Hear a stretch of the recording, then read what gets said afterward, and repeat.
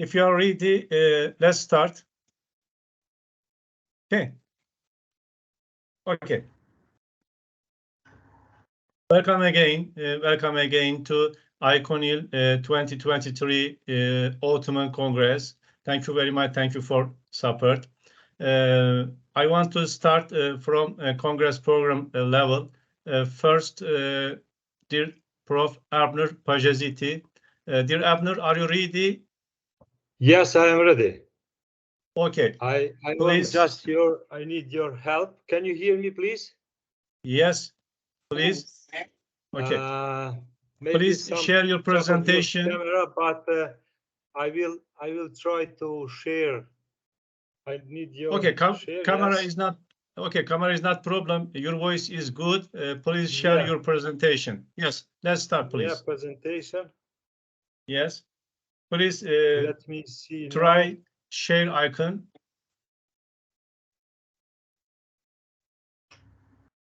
Can you see my share? No. Just a minute. Just a minute.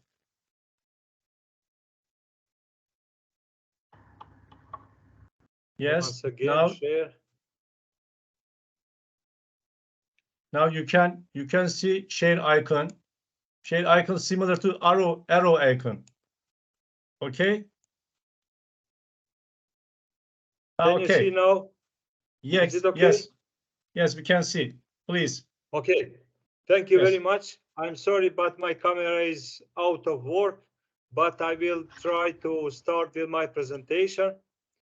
First of all, I would like to thank the organizer of International Congress of New Quest in Science and Social Sciences. And I have proposed an topic, artificial intelligence and its applications. Briefly, I will go through the slides I already prepared. So in introduction, we have the content of the study as follows: definition of artificial intelligence, examples from AI, the impact of AI on our society, the history of AI and the status, including hardware and software, examples from our applications and works in our university, and at the end, some conclusions, remarks. Sorry, dear I would like just briefly to go from slide to slide to tell what is the meaning, first of all, of the artificial intelligence. AI itself analyzes data and finds properties and rules. For example, sorry, dear Abner, we can't see your presentation. Only you can we can see hear my presentation. Yes. Only we can see your web browser. Please click your PowerPoint presentation file. Just once again, I'm stopping and I'm repeating PowerPoint yes, repeat, live. Where to browse my computer? PowerPoint live, or you can click all of screen and click PowerPoint presentation. Maybe. Let me see now, is it working? Presentation.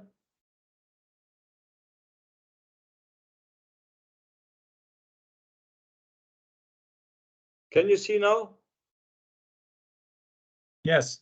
Yes. Okay. Thank you. Sorry for just some technical issues. So, okay. Now,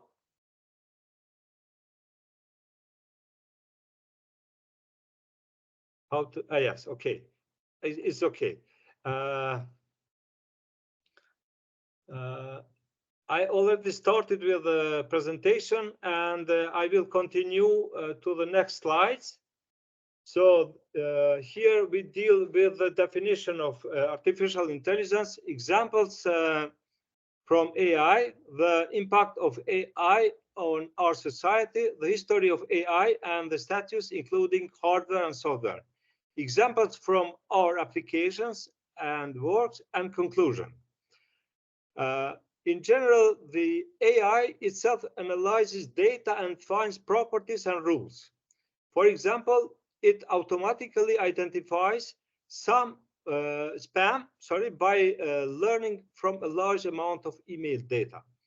It reads images of many people and recognizes faces and characters in images. By tracking a lot of data, deep learning self-teaches what needs attention and becomes smarter automatically without waiting for instruction from humans. And feature detection, that is quantity of features, derives the evaluation when the analysis of the objective needs has to be distinguished. There are plenty of examples dealing with artificial intelligence. Let's say on the road when we have a lot of, moving objects. In this case, we have people.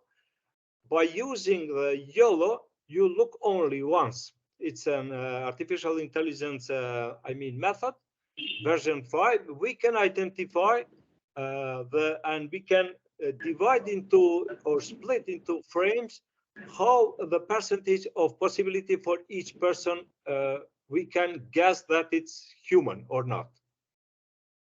There are a lot of examples that are used, let's say, for that can be used by humans in different fields of studies.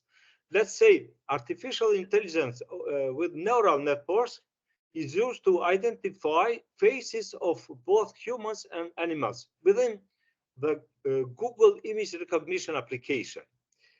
Let's say if we want to design, let's say we download one landscape, and it depends on us what can we are trying to modify on such a picture. At the end, we can obtain different, shape. Let's say in this slide, we went into more details. When you upload a photo and choose a drawing style, the photo changes based on that style. Let's say you upload the photo. First of all, the first picture defines the scene you would like to have painted. The second phase is choose a drawing style, choose among predefined styles, or upload your own style image. And at the end, you will submit our service. It means, of artificial intelligence, paint the image for me in this case, and I get an email when it's done. What is AI? Let's say we take an example of IBM Watson. This is a high performance computing server. There is a CPU course 2880. It's a cache memory of 37.5 mega and 2.5 gigahertz frequencies. So this is about the main memory capacity, 15 terabytes. Computational speed is about 80 million calculations per second. So there is a data not connected to the internet. We have documents with 200 million pages. We have an encyclopedia at all. We have a large number of books, also movies. Here is given one structure of a convolution neural network that is itself deep learning. And let's say if we want to apply deep learning to 10 million images extracted from the YouTube, we can train them over 3 days using 1,000 servers. Neural networks are capable of recognizing faces, let's say in this case, of both cats and humans. Further, if we have, for example, different pictures in a data set, and we want to know what is the content and to describe it by nouns. And so it is essential to highlight that the effectiveness of this process depends on factors such as the quality and diversity of the training data set, the chosen model architecture, and the fine-tuning of hyperparameters during training. So let's say in one, if we have an input raw pixels of, let's say, Eiffel Tower, through the deep learning algorithms, we can identify that it's by text. We can recognize it with a name, in this case, Eiffel Tower. What is difference between neural network that is used before and now? That's very, very important to use deep neural network. NN typically refers to a single layer or a small number of layers of interconnected artificial neurons, while DNN specifically denotes a more complex architecture with a larger number of hidden layers, allowing for more sophisticated and hierarchical representation of data. So it means that within the deep neural network, there are a lot of NNs. If we want to describe one deep learning for face detection, we have here from input, that's an entire, let's say, face of one, let's say, person. And there is a big data set that has been already trained through different layers, let's say layer 1, 2, and 3. And as an output, we have to find a certain picture, or in this case, a portrait that should be within, this data set.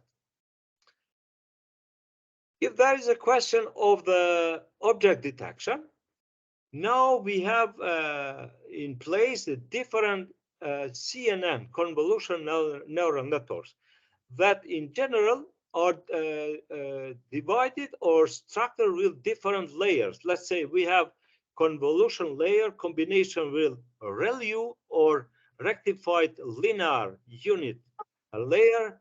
Then we have pooling layer, and at the end we have a fully connected layer. So if we have, let's say, here one vehicle or car, at the end with the probability of learning, we can identify by the text or noun. In this case, percentage is higher for car and less for truck or airplane or some other, objects.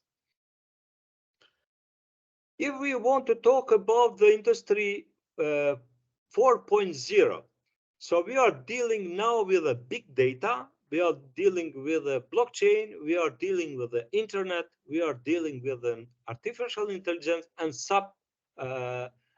branches like machine learning, deep reinforcement learning, machine intelligence.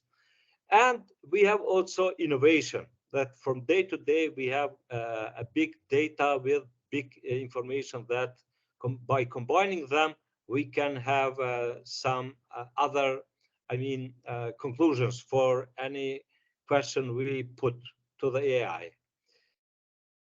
Now, if we are comparing industry level 4.0 and society 5.0, so we can make some comparison with that. So let's say if in German government, there is a strategic national project for developing the industry 4.0.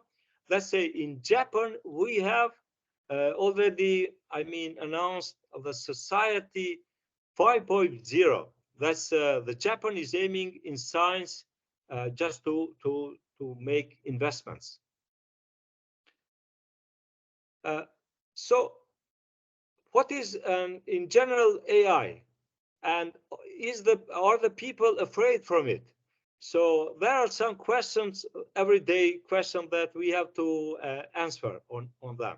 So for instance, does AI overwhelm human natural intelligence?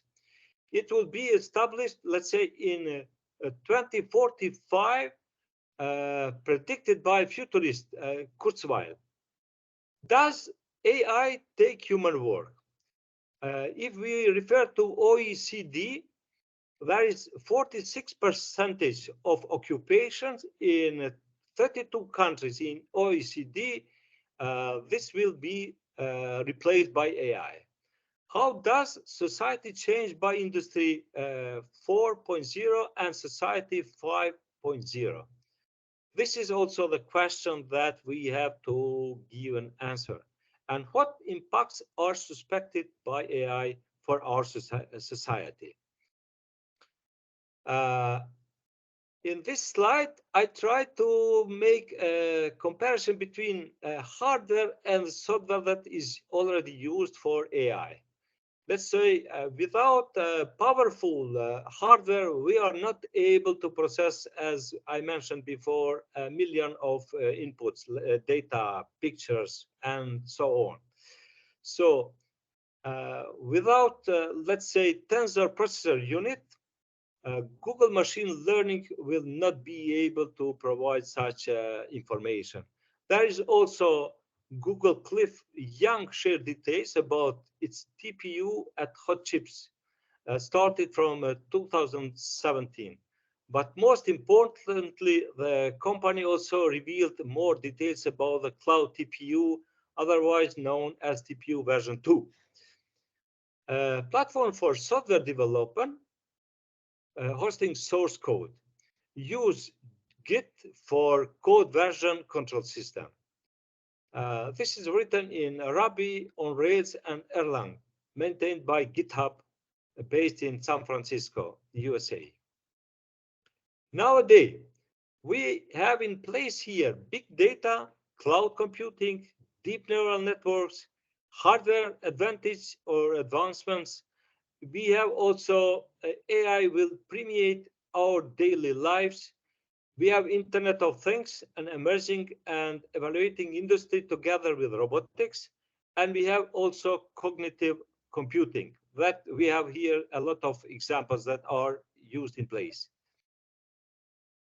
When we talk about the artificial intelligence applications, we are now dealing with a lot of fields that are already in use. Let's say starting from finance technology, from entertainment, healthcare, diagnosis, retail and logistics, or agriculture, forestry and fisheries, media, education, personal assistance, security, transportation and mobility services, social innovation, food and drink, energy, telecom, mobile, e-commerce, manufacturing industry.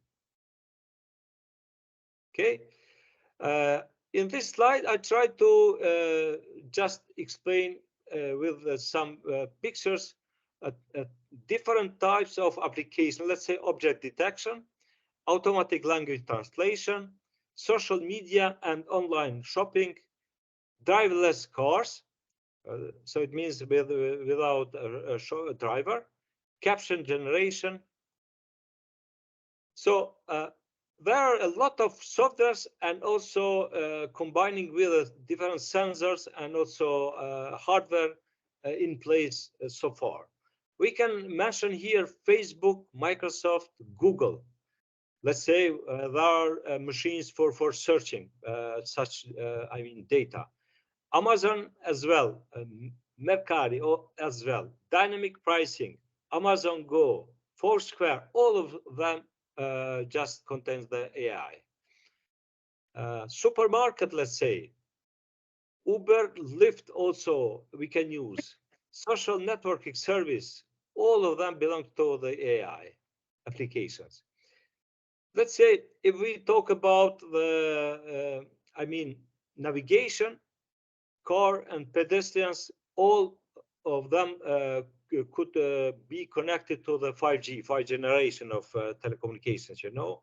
So that is 10 times faster network than the previous generation 4G, and 10 times is shorter latency than 4G. So for sure, this is going to be take a place frequently in the very near future. When we talk about the risk of AI, first of all, we have to be based on it. What we put, we can get as an output. So if there is garbage in, we can get also garbage. So for this, we have to take be very careful what we are trying to introduce and afterwards to get from those different applications. There is also a black box, unknown logics. How can you rely to the AI? And also there are a big bias problems, human prejudice in learning by AI. Here is given some principles that also the AI should comply based on the OECD. Transparency, user support, controllability, security, privacy protection, ethics, and accountability. As I mentioned before, we had here developed some of the, project regarding with AI and with my students. So case one, there is a face detection. It's worth mentioning that there is a very powerful site called Collab Research Google, and you are not needed to download, different platforms to build your own AI software, let's say. So I try to use this one, and based on it, I trained this software to follow my face. Case second, I'm from robotics. I developed, let's say, different robotic hands, and I wanted to introduce an AI based on the camera that is placed in front of the PC. The fingers of the robotic hand need to be prepared to grab different, let's say, fork, bottle, and so on, knife, or so on. Case three, it's dealing with object detection and using open camera vision with Python. This is very, common software that our students are able to use for different cases, let's say. Another one, it's a plate detection.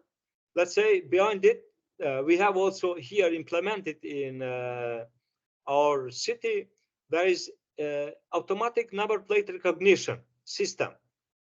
When you go to register your vehicle, directly when you put the plate to the camera, it will recognize that it's your, let's say, vehicle, and all the data will be shown to this, service.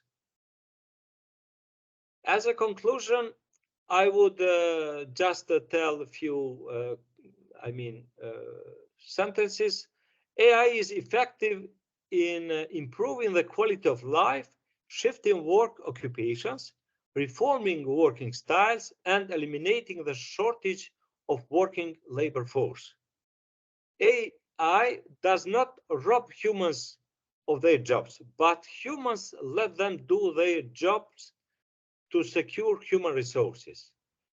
Move to a job that only humans can do. It is the final decision and responsibility for the options that AI represents. There are so many application fields for AI. Hear about the risks of AI. It's worth mentioning that this year in summer we had Pristina International Summer University, and we hosted one professor from Japan, and we had to gather, the classes with international students, and this presentation was just extracted from the classes that we already did. Thank you for your attention. Okay, thank you very much. Thank you, dear Abner. Thank you for valuable and user information. We gained extensive knowledge about artificial intelligence. Thank you again. If you have questions about this presentation, we can take them. You have a question? Okay. we are going. Okay. Thank you. Thank you again. Now sharing. Thank you. Please close your share presentation. Okay, thank you very much. I would like to invite the Prof. Desire Luis Nizigiyama.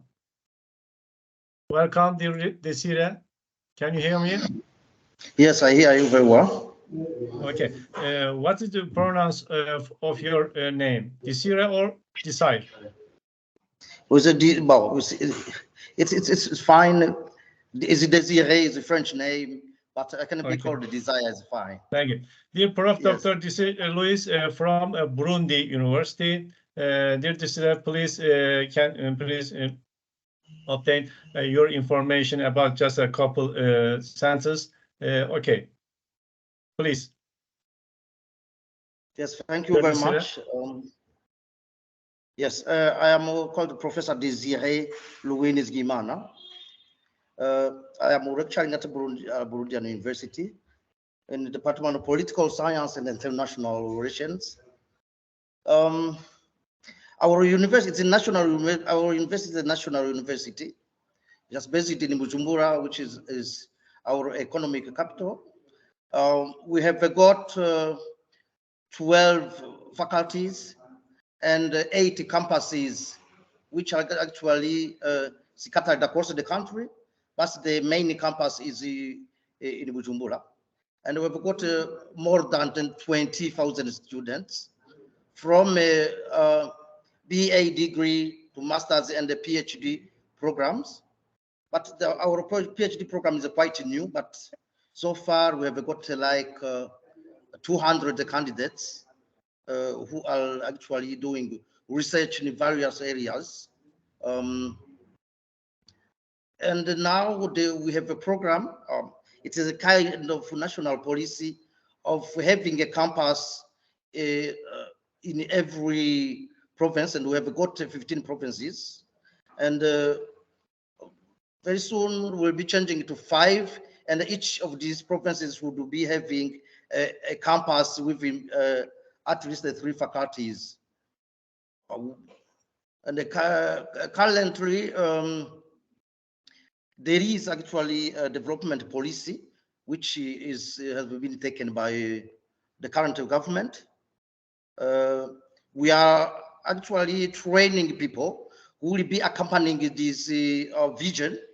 We plan to be, according to our plan, the vision, we intend to be middle income country by the year 2040 and to be developed country by the year 2060. So now our education system, we are trying to train people, the technicians, which will be who will be accompanying this vision. And now actually our university, we have only one. The state university is one with the 8 campuses, is the one which is leading this kind of political policy which the government have taken. And recently I have been nominated by our current president. I am lecturing at the Burundian University and at the same time running programs at the National School of Administration. It is in Bujumbura as well. I am among the people who are actually trying to implement this state policy of developing the country in actually prioritizing some of the programs which have been recommended by the Burundian government. So in short, these are actually some of the information I may give now about the Burundian University. I thank you.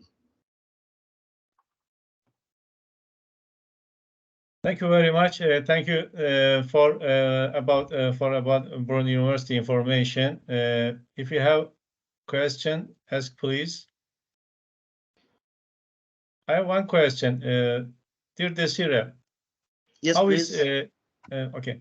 How is in Burundi University in a professional academician? How is? How are? Yes. Please give a couple of. Okay. Yeah, we have got actually a number of people, but professionals like professors, full professors. We have actually associate professors as well. But Oh, I yes. don't have Please the exact explain numbers. step by step. Yes, okay. Yes, I don't have exact numbers, but the whole staff of the university, there are around 2,000 people, and among those, 580, they are among the teaching and the teaching staff of the university. But I don't have the exact numbers or the categories of people. Actually, but we have got full professors, we have got associate professors and assistant professors as well, and also the lower level, because to teach at our university, it is required that someone have a master degree. So then we start with these master degree holders, and this they move through the formation and they become PhD holders, and then they go to this level until the professorship. But a good number of the lecturers at Burundian University, they are PhD holders, at least 75%. Okay, thank you very much. Thank you for valuable information. Thank you very much. Thank you again. Okay, I would like to invite dear Hiroiku, Prof. Hiroiku Ishizaka. Dear Hiro, can you hear me? Yes, can you hear me? Okay. Hello? Dear Can you hear Hiroiku, me? please give about your information, a couple of sentences. Thank you very much. Okay. Okay. Can I start? Hello, can you hear me? Yes, we can hear. Okay, can I start? Okay, please go. All right, thank you. Hello, everybody. Thank you for having me today for this wonderful international conference. And my name is Hiroyuki Ishizaki, and please allow me to share my slides.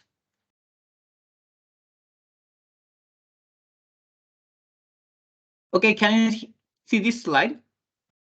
Yes, we can see. Okay, thank you. So, Yes, we can see. okay, my presentation. Okay, thank you. Yeah. So my presentation is titled Multidisciplinary Learning for Global Engineers. First of all, a quick self-introduction. My name is Hiro Ishizaki, a Japanese visiting professor living in Malaysia. So now I'm Kuala Lumpur with only 8 hours difference.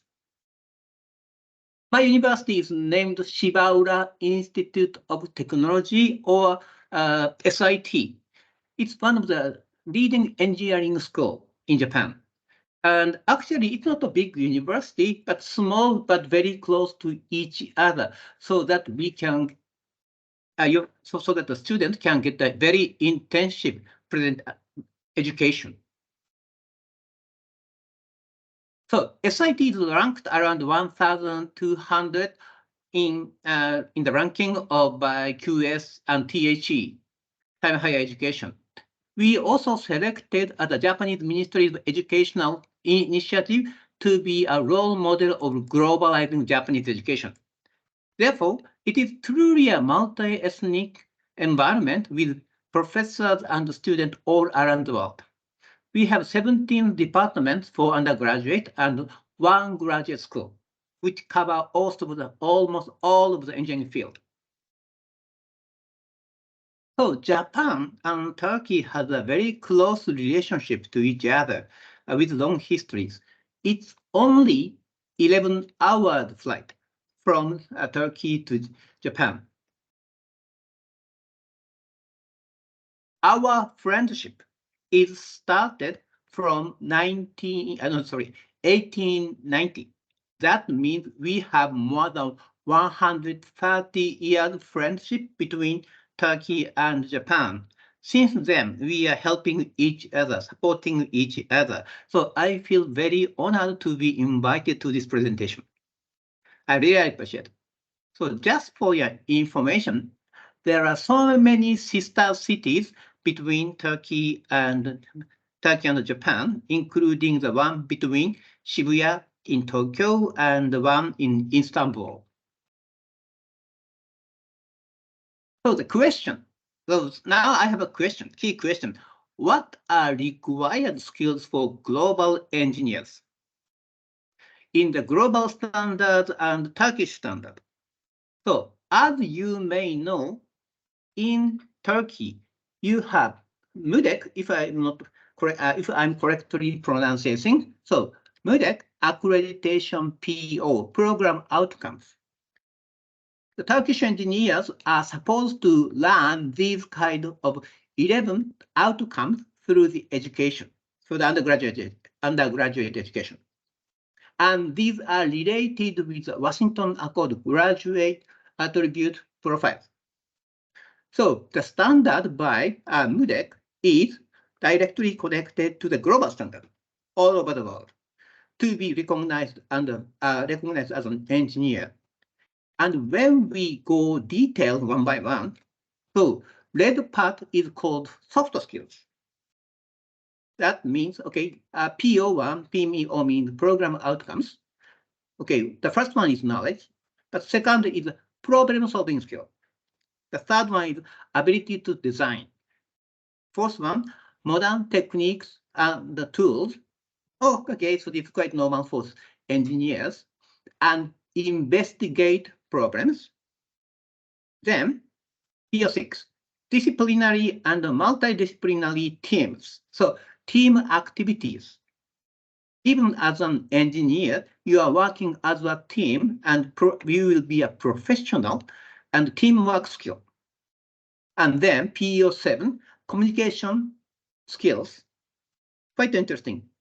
Communication in Turk and at least one more foreign language. Of course, English is fine, but at least one or more foreign languages, communication skills. And PO8, lifelong learning. And ethics and business practice and entrepreneurship. Even for engineers, business practice and entrepreneurship should be taught in undergraduate. And health, environment, and safety. So these are directly connected to the global standard that's defined by Washington Accord, graduate attribute profiles. So, okay, the next question, okay, so for your information, this is ABET, Accreditation Board of Engineering and Technology in the US. It's a criteria for accrediting engineering programs in 2023-2024. So once again, applying practice principles of engineering, science, and mathematics. Okay, engineering design to produce solutions, not simply memorizing and applying the formula. An ability to communicate,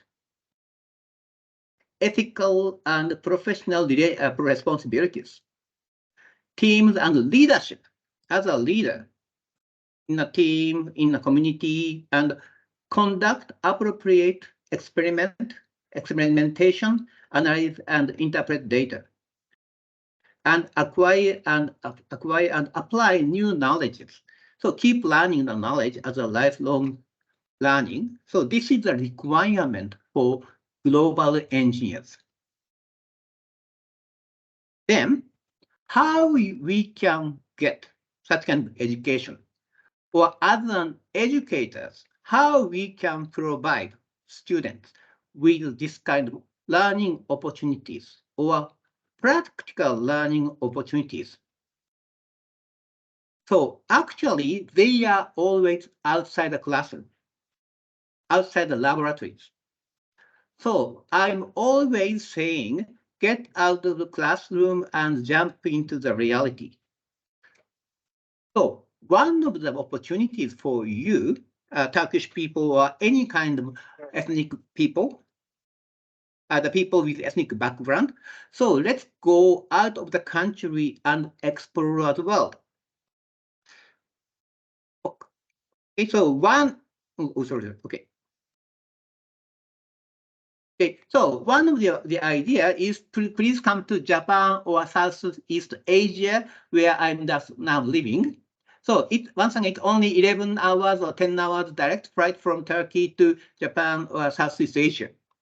And you can explore the world And easiest thing is go to the laboratory visit. So at Shibaura Institute of Technology, we are having research exchange program or laboratory internship program.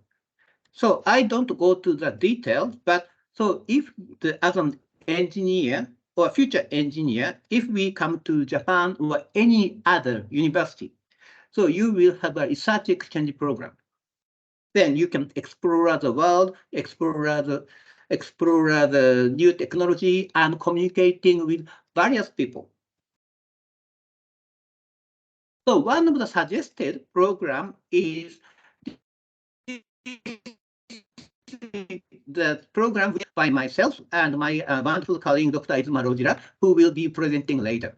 So we also host this kind of program for Asian, basically Asian countries. First half is about technological lectures for 6 times, and another one is a 6 times lecture about the history and the tradition of each country from 6 hosting universities in 5 countries. So this is called multidisciplinary learning approach. Combination of technology and social science. So there are so many global programs just like this one. And if you jump out of if you get out of your comfort zone and jump into the real world, there are so many learning opportunities. So please, if you are interested in it, I'm always welcome your contribution, participation into the next program.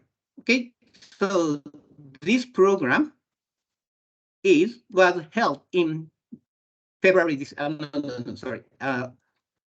September in Indonesia, and there are throughout Asia, and therefore we decided to continue this program next year as well. So if you are interested in it, please jump into this multidisciplinary learning program in Asia. Thank you very much. Thank you for valuable information about global engineers. Dear Prof. Hiro told us about the characteristics of global engineer. Thank you again. Thank you very much. Okay, I would like to invite. Okay, thank you very much. Now I would like to invite dear Dr. Violeta Neza from Albania. Dear Neza, can you hear me? Please open your voice. Just a moment, please. Yes. Okay. Me? Okay. Yes, we can hear. And to share with you, but before sharing my presentation, I'm going to say congratulate to your Congress and thank you very much. Dear participants and dear colleagues. I'm very glad to meet you in this Congress, and I'm glad to be a part of this session. So I'm not going to take more time, but I'm going to share my presentation. Just a moment, please.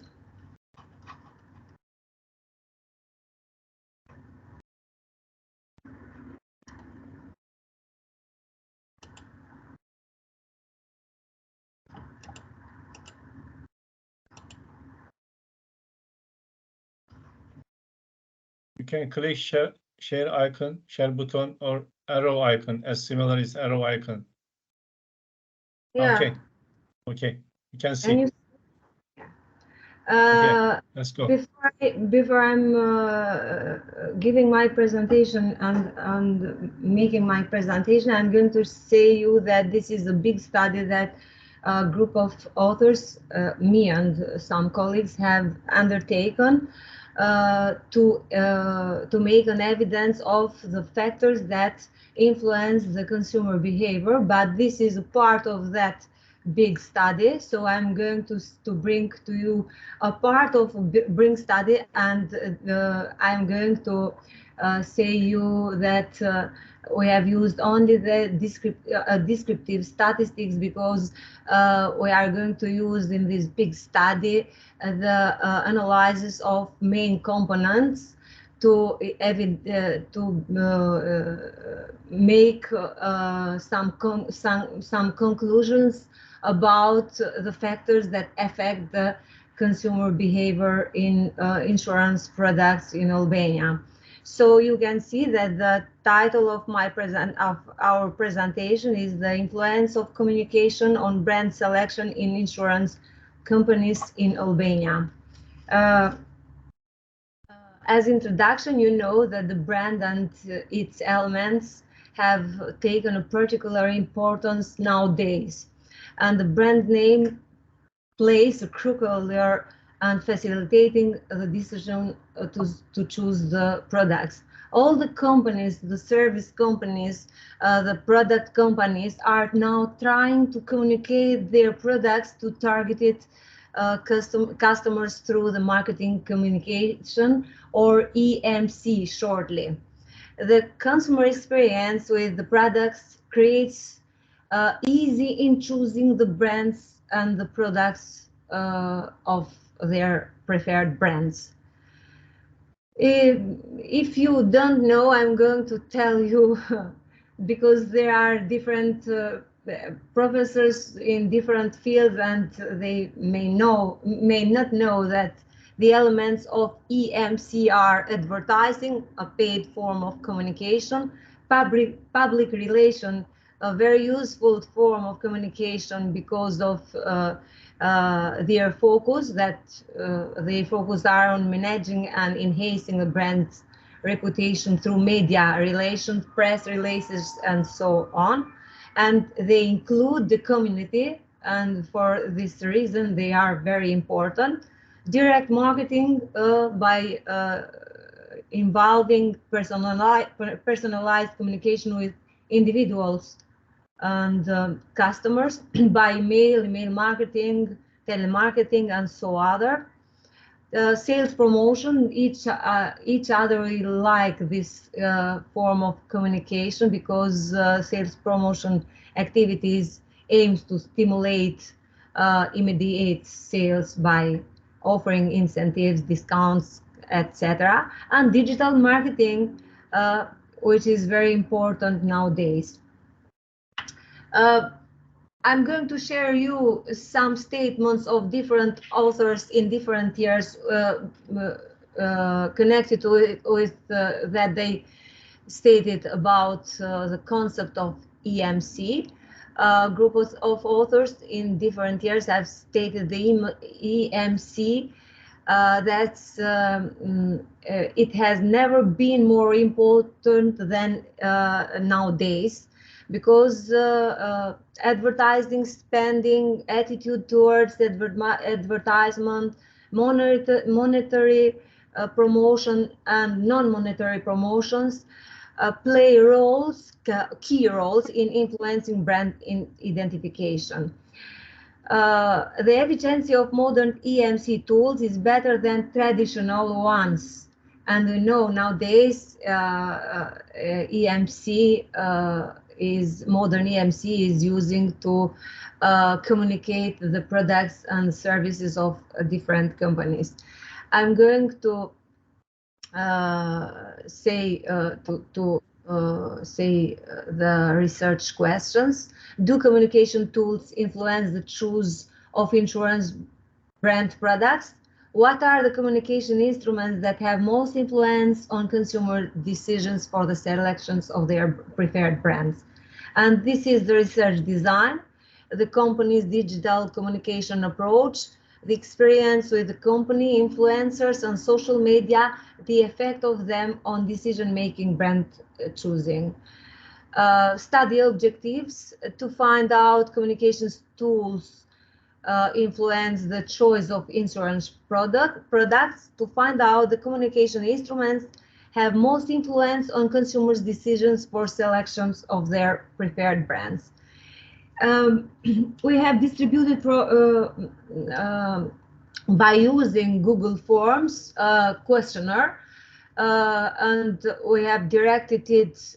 We have used a well-structured questionnaire, which has many factors, many variables, but we have bring here only a group of these variables, because I said before that we have undertaken a big study about the influence of some groups of factors that affect the consumer behavior towards products of insurance in companies of insurance companies in Albania. We have used the SPSS statistical data processing program and data analysis in the big study. And this is a part of the big study. But we have seen in this table that some tools of EMC, such as, for example, the respondents responded the question, what prompted you to choose the company where are a client, rate from 1 to 5 on the rating scale for one of the reasons below where you find yourself. As I was influenced by people who do marketing, I was influenced by social media, the company digital communication approach, I was affected by company digital communication approach. The friends or colleagues or relatives are satisfied with this company and they referred me that company. So we can easily see that the respondents were responded positively to this group of questions.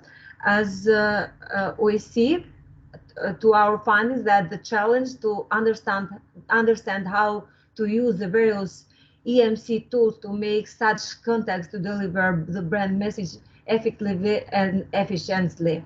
A successful EMC program requires that marketers find the right combination of communication tools and techniques, define their role, and to the extent to which they should be used to coordinate their use. The persons responsible for the company's communication efforts must understand the available EMC tools and the ways to can be used. As a conclusion, with EMC, brands can consistently express their unique identity, values, and personality across the touchpoints. By integrating channels such as advertising, social media, public relations, and direct marketing, businesses can create comprehensive and multi-dimensional marketing approach. EMC allows companies to tell the compelling brand story consistently. By crafting narratives that resonate with consumers to align with brand values, EMC enhances brand perception and creates emotional connections with the audience. By implementing EMC strategies, companies can create a powerful and cohesive brand presence that resonates with customers and drives business growth. So, some suggestions. It is recommended that companies focus on marketing activities in the future and mainly in social media, as well as they need to work for continuous training of marketing agents. Also, future studies should focus more on the factors influence the increase in loyalty. Also recommend that insurance companies apply the loyalty card to improve the company's image to promote loyalty.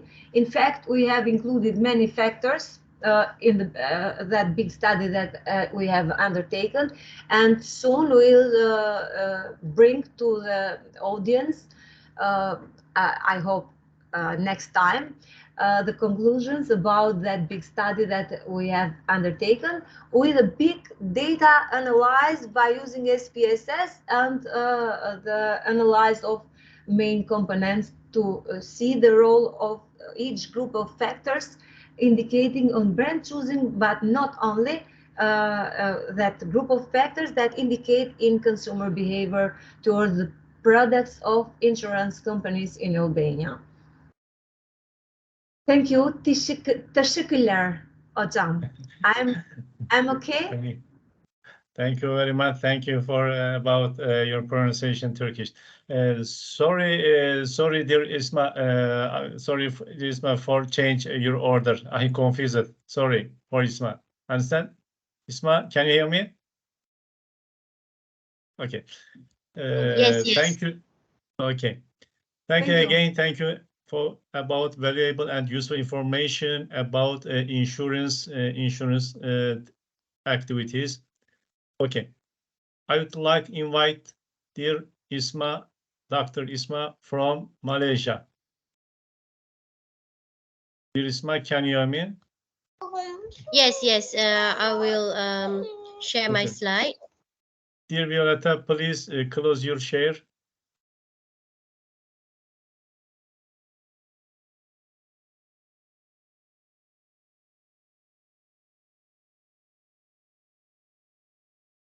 Dear Violeta, can you hear me? Okay. Okay. Thank you. Go on, please.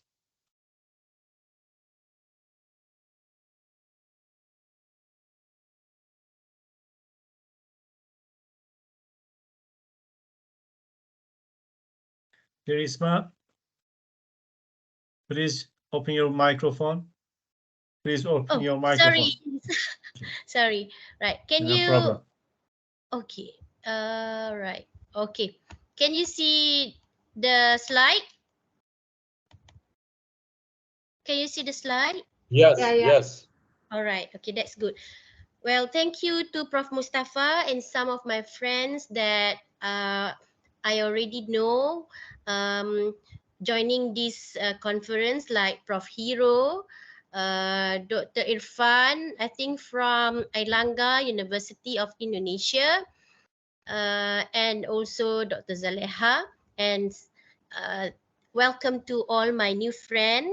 Nice knowing you all through this conference. And this International Congress of New Quest in Social Sciences, Iconil 2023 Autumn Session. Well, before I start, I would like to introduce myself. I'm a senior lecturer at the Language and Communication Department, Center for Fundamental and Continuing Education, and at the same time, holding a position as a Deputy Director at the International Center, University, Malaysia, Terengganu.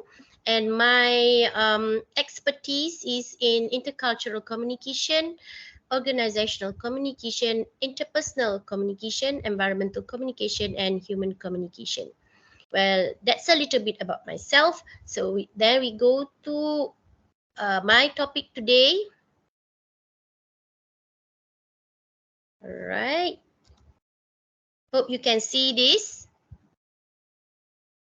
Is it clear? Anyone? Can you see the slide? Yes, we Okay. can see. All Okay, right. okay. I can see it. Yeah. You can see your contact page. Thank you. Okay. Okay, this is under the social sciences. There's a lots of topics, so I choose this topic: fostering cultural integration through buddy systems and internationalization at home, especially at University Malaysia Terengganu, as this is the best topic that close to my heart. So I will share with you what is actually buddy system, the objectives, roles of the buddies, and the buddies activities. Well, buddy system in University Malaysia Terengganu is a peer-to-peer Sorry, support. Dr. Isman, your presentation is not working. You haven't changed the slide. Oh, really? Okay. Let me try to stop sharing and share again. Okay. I think all good now. All good? Yes. All right. Okay, so that's the topic for today. Thank you. Fostering cultural integration through buddy systems and internationalization at home, in my case, University Malaysia Terengganu. So I will share with you what is buddy system, the objectives, the roles, and the buddies activities.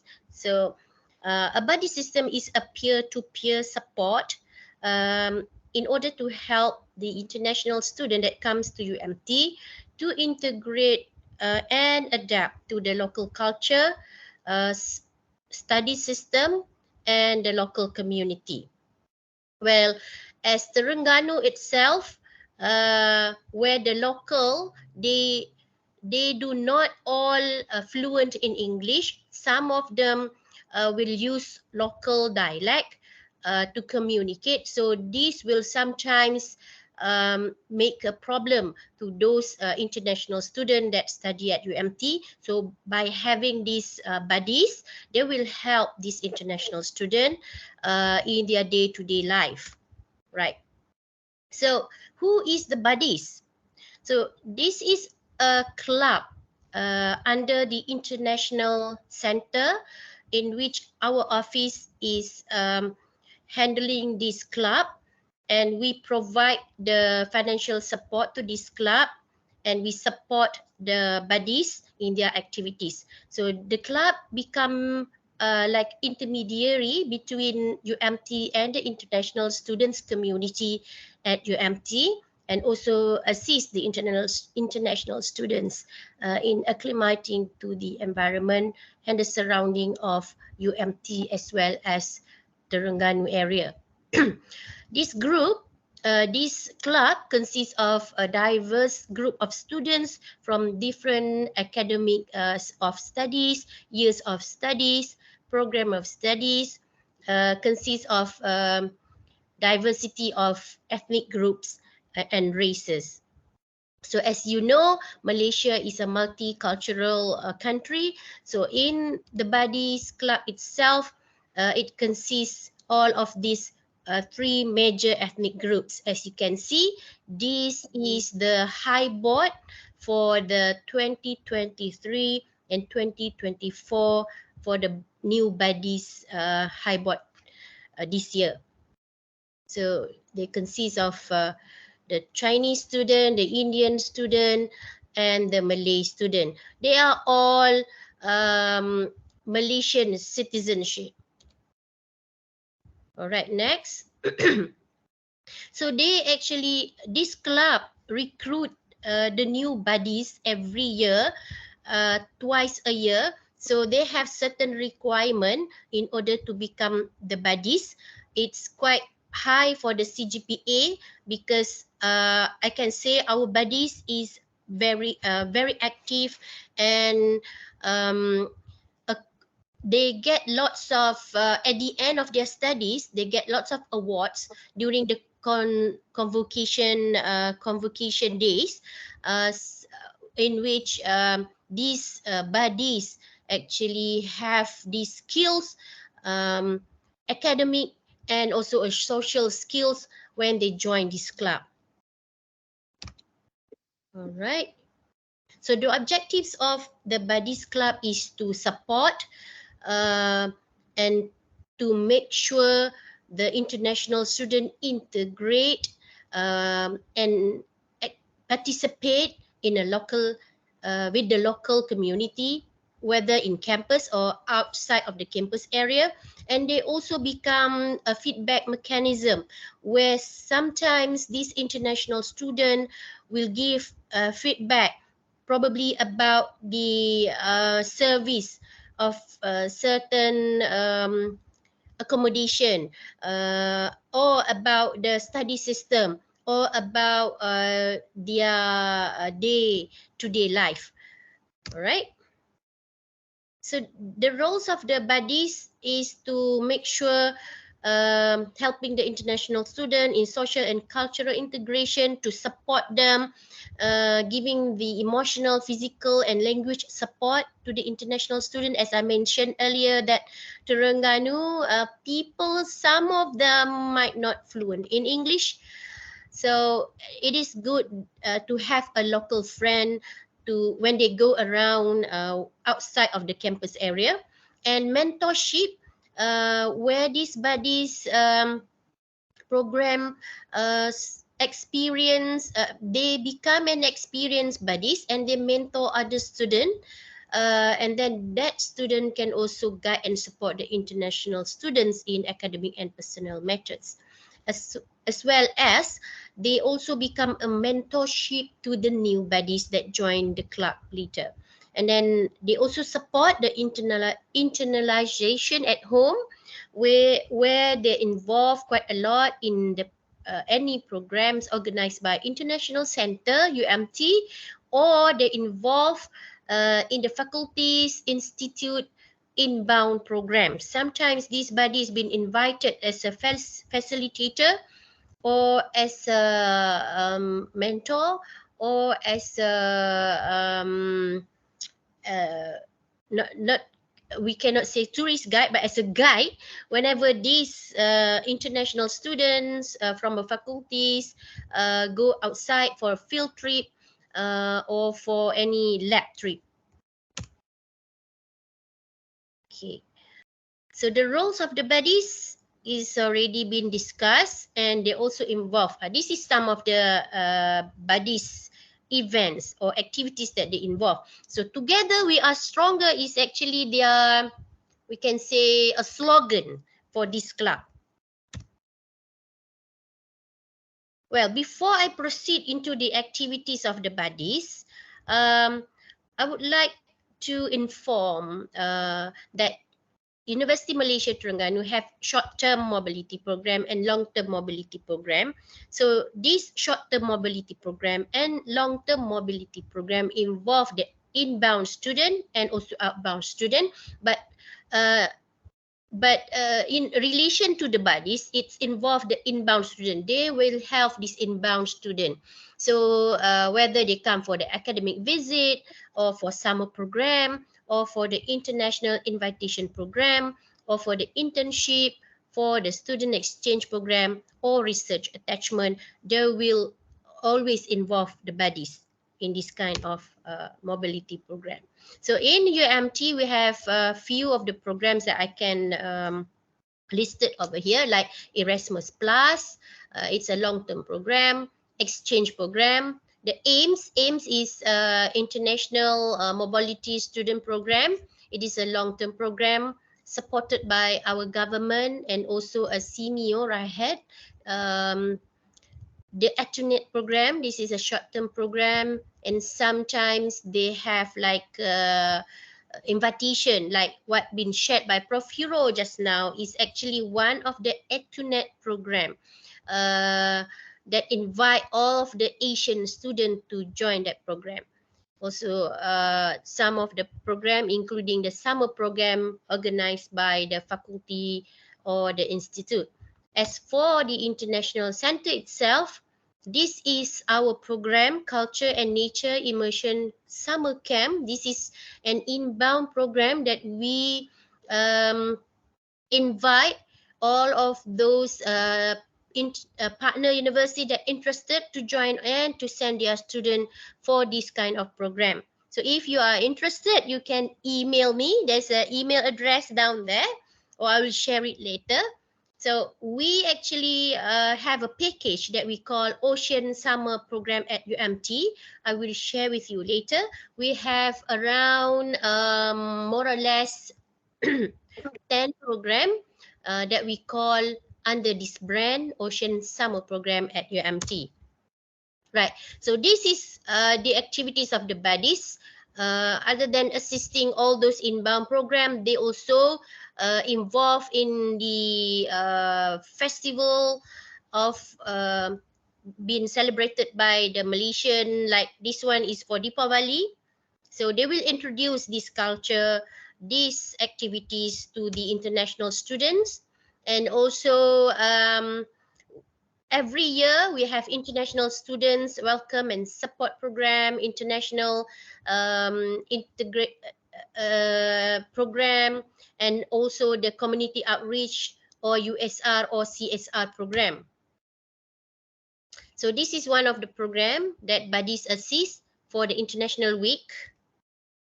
We have food and language carnival and also other sports carnival. So this is the Erasmus Mundus students that normally assist by buddies, and the CSR activities involved by our buddies as well as international student.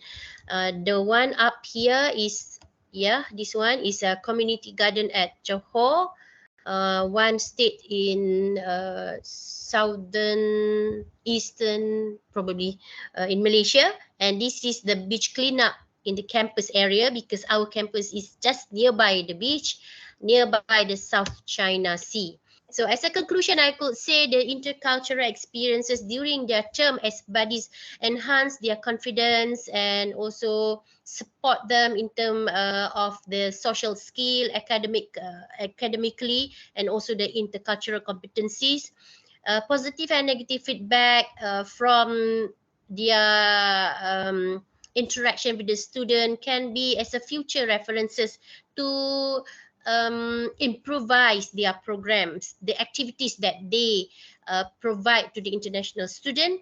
And for the future, I would suggest to them that to include more ethnic culture introduction, especially the native people in Malaysia, or we call it orang asli, and also include people with a disability and provide more CSR or USR activities, so that the international student will have an activity together with the local community.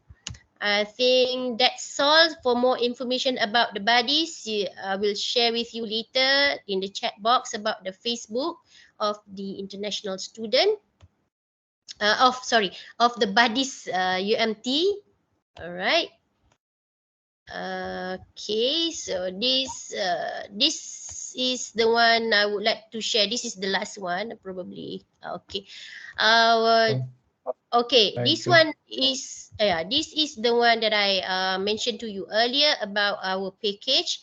This is the Ocean Summer program that we have quite a few of numbers. This one, Lazy Hazy Crazy Days, Digitalize Heritage and Culture, My Dream Summer School. We have Sea, Sun and Sand, Tropical Nature Science Camp, also the internship program at our Sea Turtle Research Station, and a volunteer program at Sea Turtle Research Station, which is open to everyone, not only for the student. I think that's all from me. Thank you very much. Thank you very much. Thank you very much. Thank you, dear Dr. Isma. Dr. Isma gave us information about UMT bodies activities. We hope to increase such studies. Thank you very much. Thank you again. I would like to invite dear Dr. Ahmed from Mumbai University, India. Dear Ahmed, can you hear me? Yes, I can hear you. Am I audible? Okay, yes, we can see. Okay, go on, please. Thank you very much. Just a minute.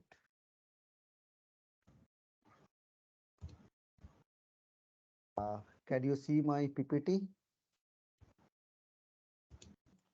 Not yet. No. Okay.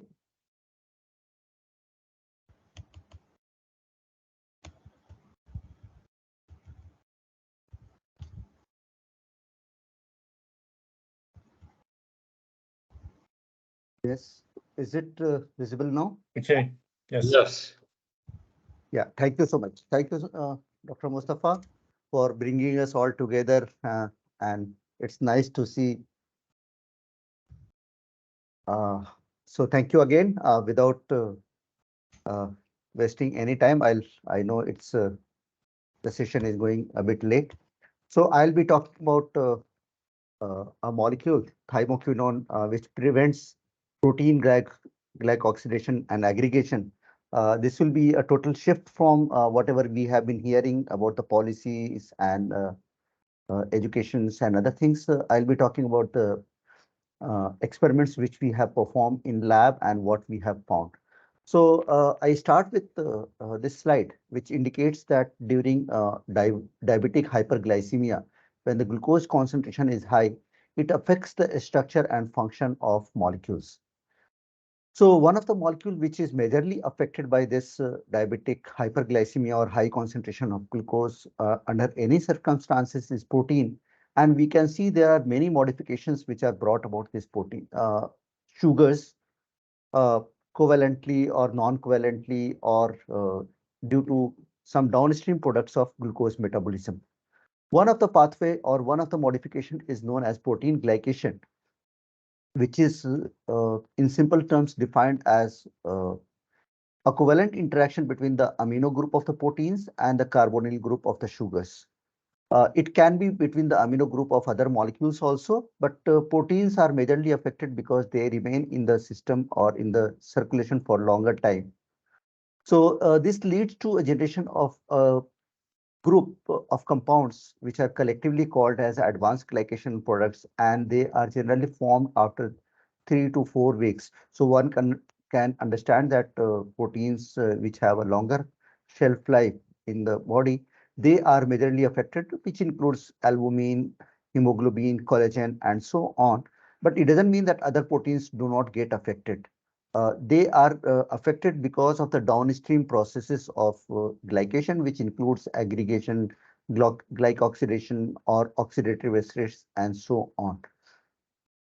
So this is the scheme of the reaction which happens between the reducing sugars like glucose and fructose and ribose and the proteins, and through several steps the advanced glycation products are formed, which form the cross-linking or aggregation or the precipitation of the proteins, which are removed by the body through various mechanisms. But during the sustained hyperglycemia, these products accumulate and they have been implicated in many pathophysiological conditions like diabetes, cataract, and so on, and during the cardiovascular diseases also.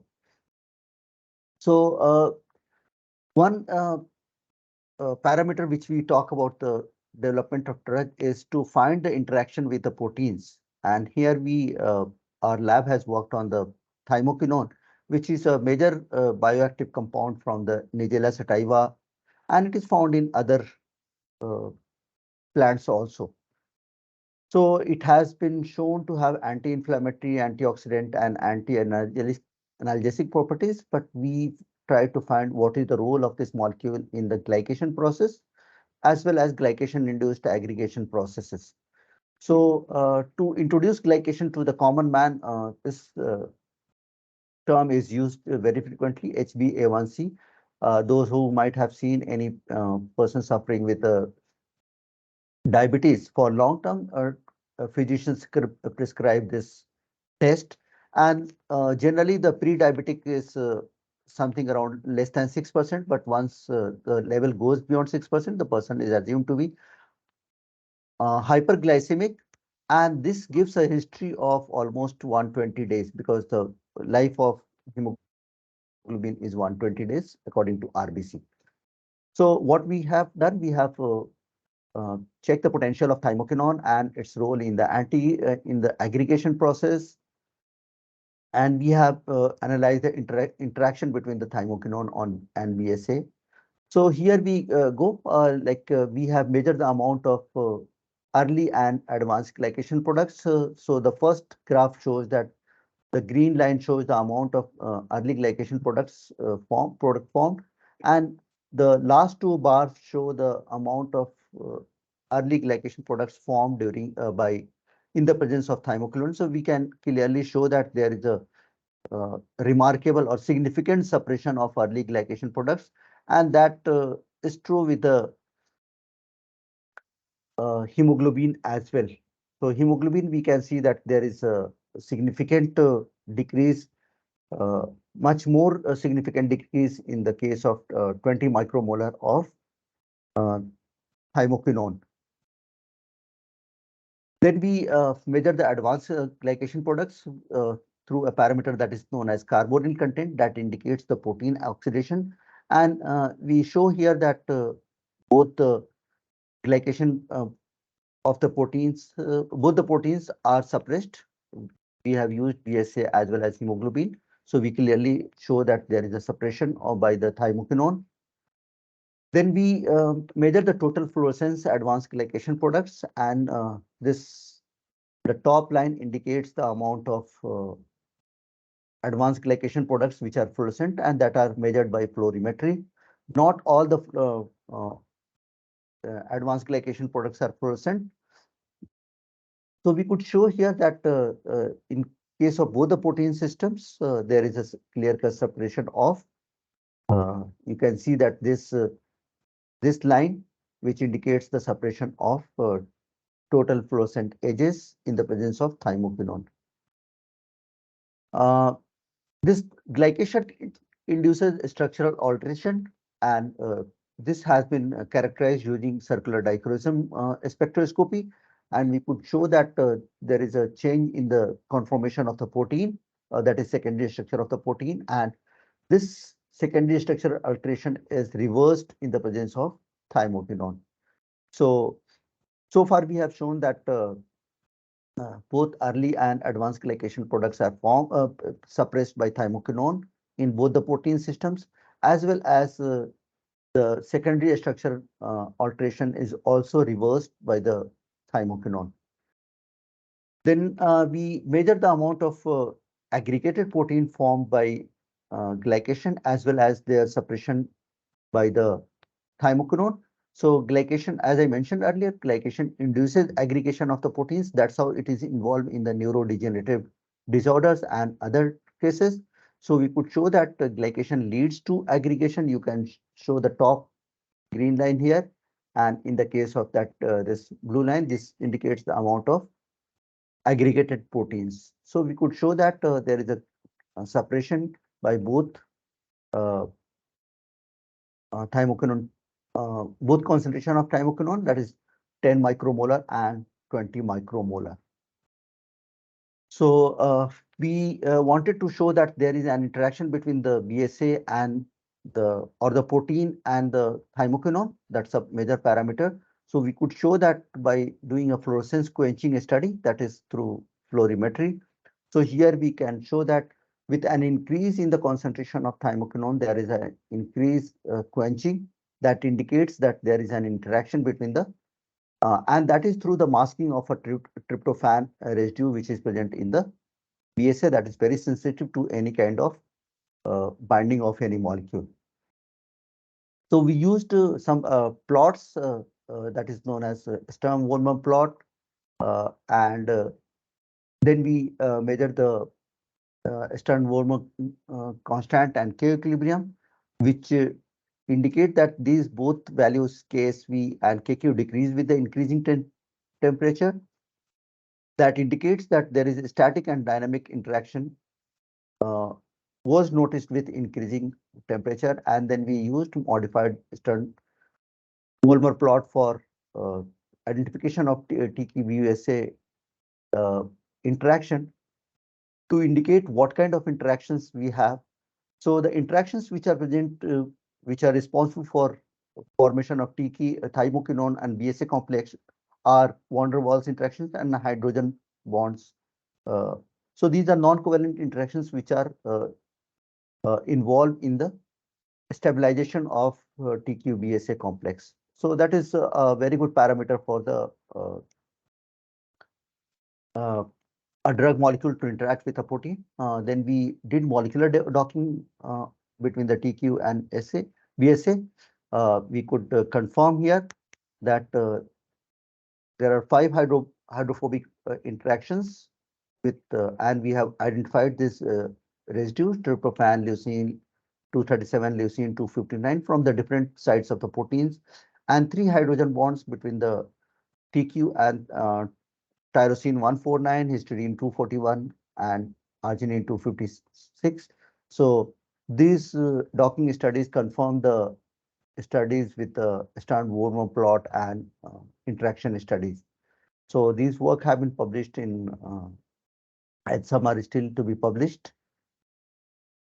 So coming to the conclusion, TQ was very potent in at a very low concentration, that is 10 micromolar and 20 micromolar. It was very efficient in suppressing the formation of early and advanced glycation products in the BSA and hemoglobin system.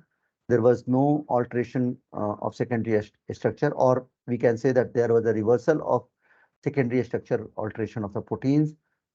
reduced aggregation of beta amyloid was observed by thymoquinone T, which the assay was done using thioflavin T. So we have characterized the interactions also, van der Waals and hydrogen bonds. So coming to conclusion that it can be a potential anti-glycating, anti-aggregation agent and a very good therapeutic drug for treatment of diabetes and secondary complications of diabetes as well as neurodegenerative disorders. That's why Nigella sativa or the black cumin has been mentioned throughout the literature as a miracle herb in various literatures. So these are my collaborators and students. Thank you, Tashakkur Edrim. Thank you, dear Dr. Ahmed. Thank you for useful and valuable information about glycation. Thank you again. Okay, I would like to invite Dr. Zaliha Mohammed, University Malaysia Terengganu from Malaysia. Okay, dear Zaliha, can you hear me? Yes, I can hear. Okay, thank you very much. Please go on, please. Thank you.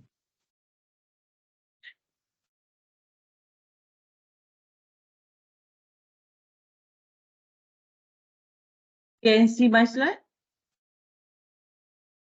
No. Not yet.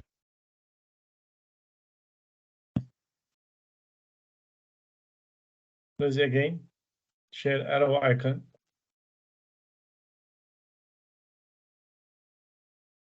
Share button similar to arrow icon.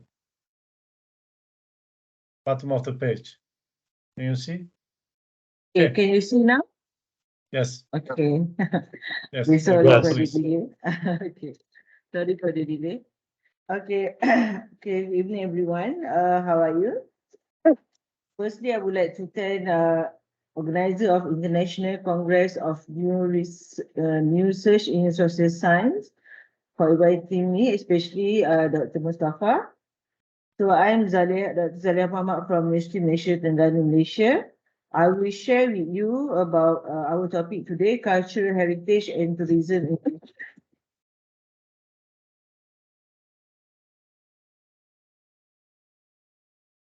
Before I start my presentation, I will share in brief about me. I'm a senior lecturer at Faculty of Business, Economic and Social Development, and also a fellow researcher in INOS at University Malaysia, Terengganu. My interest is focused on tourism, island tourism, community-based tourism, sustainable tourism, tourism development, and also tourism management. Okay, let's see about summary of tourism industry in Malaysia. These are top 3 international tourist to Malaysia in 2020, led by Singapore, and then Indonesia, and number 3 is China. This is the most of the tourists come to Malaysia.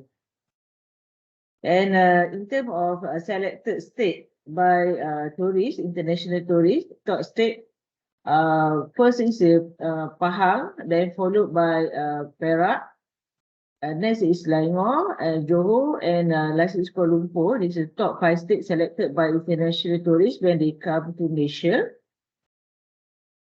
Okay, let's see about our culture and heritage product in Malaysia. What we have in Malaysia. I will share with you. This one of them is WOW. Normally this game is played by the community. And next is Congkak. Then Wayang Kulit. Next is Gasing, and next is Ayah Asrama competition. This is normally the old days people like to do all this as a game in their leisure time. So now we try to encourage young generation to do all this game again and play with this game during their leisure time, part of the new modern game. We also try to introduce this game and explore this game to the young generation. Next is dance. We have a few dance in Malaysia in heritage from the old generation, which one is Rodak. This dance normally done by the men, And we have gamelan cilik. This one, most of the dance done by the kids. And we also have ulit mayang. This ulit mayang normally done by a woman. Ulit mayang dance is a ritual dance performed to appease the spirit of the sea during the old days. And next we have clothes. In Malaysia, we have a batik. We use to wear this uniform or this clothes in Thursday, especially for the government servant. Then we have songkit. Normally for occasion, we wear this songkit. Then we have tie-dye. And also we have silk. Okay, part of clothes, we have other culture and heritage product like craft. We have wood craft used to build one in the building, and we have sheep builder, and also we have kris, where this kris used as a weapon during the old days. So now we use as a gift to the VIP or to the customer. And part of that, we have also museum and culture village. We have Terengganu Museum, which is the biggest museum in Asia. And we have Terengganu Culture Village, where you can see all the activities and performance. And a part of that, we have also in our culture and heritage product, we also have gastronomy. Those who come to Malaysia for food, we have nasi dagang, we have laksa putih, we have laksa merah, and we have also akok. You can try all this. This akok is quite sweet. Okay, a part of this, we also have celup tepung, fish, pig and crab. We have pulut lepah, we have sata, and also keropok lekor. So this keropok lekor is the ingredient is a fish. Then we use because in Terengganu we have fishermen. Then they used to use fish to do this keropok lekor. Okay, then we also have ketupat sotong, squid and rice, and we have menganang, and we have jala emas, and also rojak kateh. So all this you can find in Malaysia, especially in Terengganu. So for those who want to try something different, something which is the old tradition, so you can come and try. Thank you. That's all from me.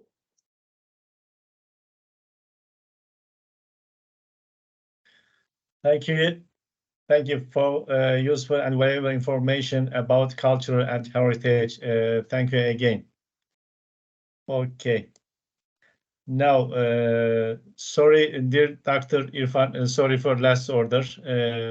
Are you here, dear Dr. Irfan? Yes. Okay. Thanks, Dr. Sorry Mustafa. again. Yes. Okay. No worries.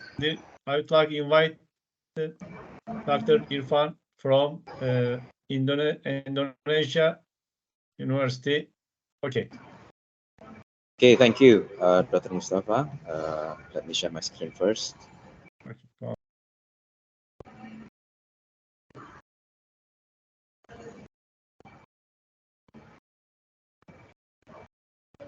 You can share your presentation. Okay. I can see. Okay, hi everyone. My name is Irfan Wahyudi. I'm from Universitas Airlangga and in Indonesia, yeah. And it's also a very good time before my presentation. I saw the presentation from colleagues from University Malaysia Terengganu about foods from Professor Saleha. It made me starving right now, especially the keropok, yeah. Okay, come to Malaysia. Yeah, of course, I would like to come again. Okay, everyone. So my presentation is about migrant worker embodiment and stigma during the pandemic. And it's something that I practically done during my field work back in 2021 and 2022. and it also in a form of an article as well. It's already published last October with the title State Sponsored Stigma and Discrimination, Female Indonesian Migrants in Hong Kong during the pandemic. So it's basically on research that performed for the migrant workers, remembering what happened to them, and also what is currently happened in 2021 and 2022. Because we see this as a gender social exclusion, where women's migration experiences are considerably contrast to men, as gender shapes migration decision, policies, ideas about appropriate forms of employment and citizenship and settlement experience. These experiences formate and formats their body, especially in terms of the how they become exoticized, sexualized, and present as other, as migrants embodied between different groups of migrant women and locals, where they are created, sustained, and contested in everyday sociality. The migrant body is a productive analytical skill for exploring the politics of mobility. Yes, sorry? Dr. Irfan, your slides are not moving. Are you on the other slides? Yeah, so we were seeing the first slide only. Yeah. Sorry about that. I experienced the same problem, I think. So I would like to stop the sharing and reshare again. Sorry about that. Okay. So from this, you can see it moves. Yes, right. So yeah, I just skip to the what happened on media, because I base my research also on social media and how it portrays the media in Hong Kong, as what happened on this title, Anger as Hong Kong orders compulsory COVID test for cities around 370,000 domestic workers amid mutant strain fears.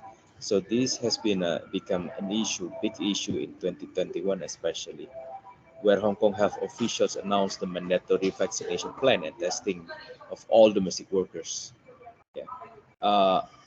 After two workers tested positive, so it's actually made the authorities think that domestic workers were high risk because they often work with the elderly and meet in parks on Sundays. That's the only day that they met during their work days for a very long time, because they stay with the employer as well, and it makes them vulnerable as well into like many hard tasks. Started from 5 a.m. until 12 p.m. During the night. It's like non-stop working, and it's around 307,000 domestic workers, and most of them are coming from Indonesia and the Philippines, the countries that are both severely impacted by the COVID-19 pandemic. So it also put out on the stigma, where the role of migrant bodies in a systemic global labor and migration regime, including both the structural geopolitical categorization, made the subjective migration experience based on diversity of bodily characteristic, sensation, and practices. And this has become something that make the migrants very vulnerable in terms of embodiment on the migration itself. And migrant domestic workers in Hong Kong explores how their bodies and embodiment practices matter throughout their everyday offline online experiences.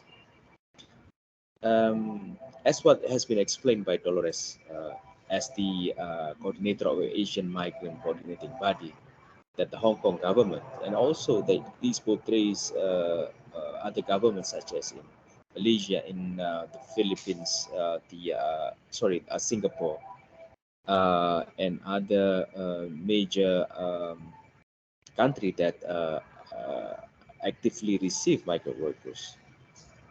It should set an example for the people about how to treat others with respect and dignity, and not to put any group of society in position where they are target of discrimination. This actually happened during the pandemic. With the emphasis from Anila Study, the International Migrant Alliance chairperson, and she said that this decision shows that Hong Kong government unfairly blames migrant domestic workers for the spread of coronavirus and is fanning the negative sentiment against migrant domestic workers.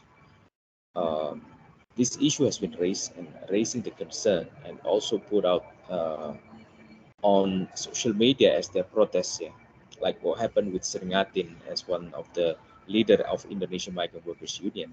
She says, stop stigmatize and discriminate migrant workers. They are suffered greatly, prohibited from taking holidays outside the home because they just prevented to go out because the employer afraid that they will take the virus back home. They were intimidated and discriminated, especially in terms of in what happened in Hong Kong. Against, were not given any assistance during the pandemic. So it's a hard situation for them. It made job loss because many of them has been like terminated on their contract. They have nowhere to go because they are in Hong Kong and they cannot go back home because it's like it is impossible to do the travel during that time. It is also fear and self-doubt, unemployment, violence problem at home. So this is become very serious problem that happened in Hong Kong. As what has been also being campaigned most of the time, especially on Facebook. So we see this as a side of activism because they are resisting stigma. They fight for the stigma, especially through social media, and by doing this virtual activism. The online action that they've done is not only about the only resist, but also inviting lawyers, inviting migrant rights activists, yeah, to speak on their behalf, and also to critically discuss about what happened. And it used to be listened, yeah. Like for example, for this one, this is the good night or good evening migrant workers fellow that they put it as a live event on Facebook, and it's like having this much of listeners during that time. And also the campaign bring up something that very positive in terms of like the Hong Kong government itself, because of the high pressure from the society and also activism performed by migrant workers, especially on how they organize themselves, put off the policy, and Hong Kong government drops the discriminatory vaccine plan for foreign workers, even though it's something that actually pretty much important, but the foundation of the policy is actually a stigma to be put to these migrant workers. And as a final note, I have this inputs on how migrant bodies constitute key sites of struggle over mobility. And we can see that is also like this small example that happened in the case of my research. And maybe that you can look through what happened in each country, especially on the way that we look over in different countries in Asia, in Middle East, or even in Europe or in the US. And we looking at migrant embodied practice in the host country context can further unravel the differentiations that shape migrant trajectories across space and time. Issues arise during pandemic in home and host countries, yeah, especially during the COVID, and we have learned a lot from this, and supposed to be not happen again, yeah, between the pandemic and also the stigma. Pandemic handling in host country resulted in virtual activism.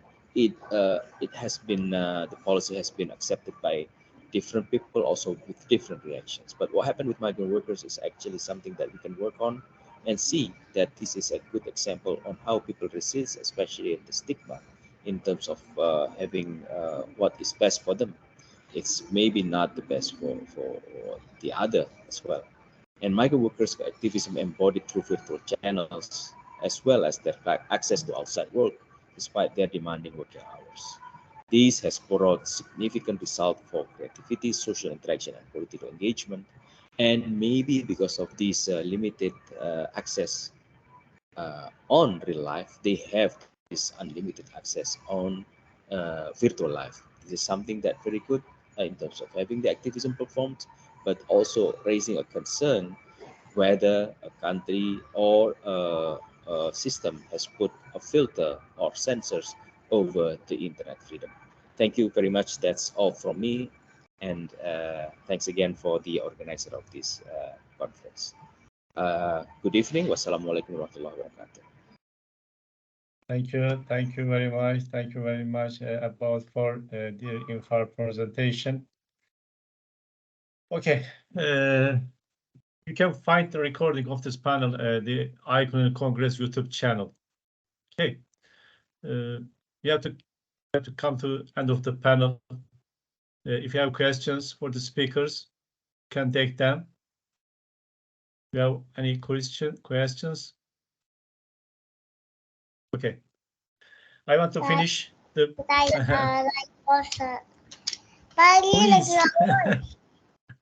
Who is Shohi?